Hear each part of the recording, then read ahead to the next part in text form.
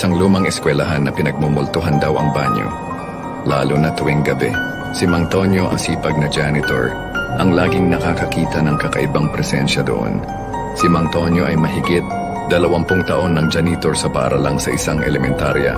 Halos kabisado na niya ang bawat sulok ng eskwelahan, pati na ang mga bawat tunog nito sa gabi. Pero sa lahat ng parte ng paaralan, ang pinakakinatatakutan niya ay ang banyo ng mga babae sa lumang gusali. Kwento ng mga dating janitor. May namatay daw dong estudyante noon, pero walang nakakaalam kung paano o bakit. Ang tanging alam nila, simula noon may kakaibang nangyayari sa banyo.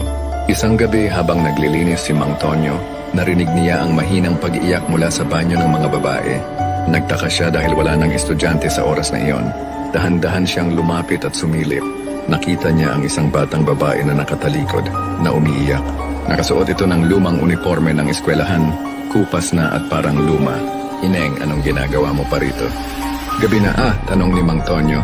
Hindi sumagot ang bata. Patuloy lang ito sa pag-iyak. Pero paglapit niya, bigla na lang itong naglaho na parang bula. Kinilabutan si Mang Tonyo at halos manindig ang kanyang balahibo.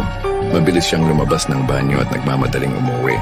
Kinabukasan, kinausap niya ang punong guro tungkol sa nangyari. Ngumiti lang ang punong guro at sinabing, si Inday. Matagal na siyang nagpaparamdam diyan.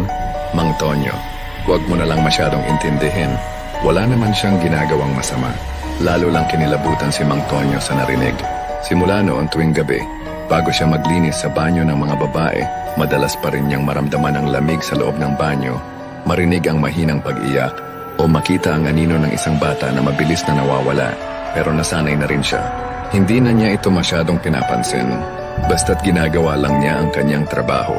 Pero minsan, habang naglilinis siya sa banyo, nakita niya sa refleksyon ang mukha ng isang batang babae sa likod niya.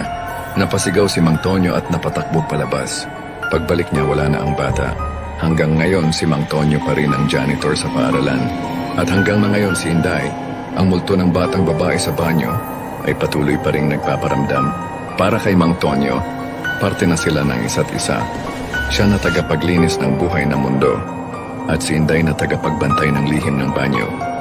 Gusto mo ba ng mga ganitong kwento? Halika at magsubaybay sa akin at sa mga susunod na kwentong kababalaghan.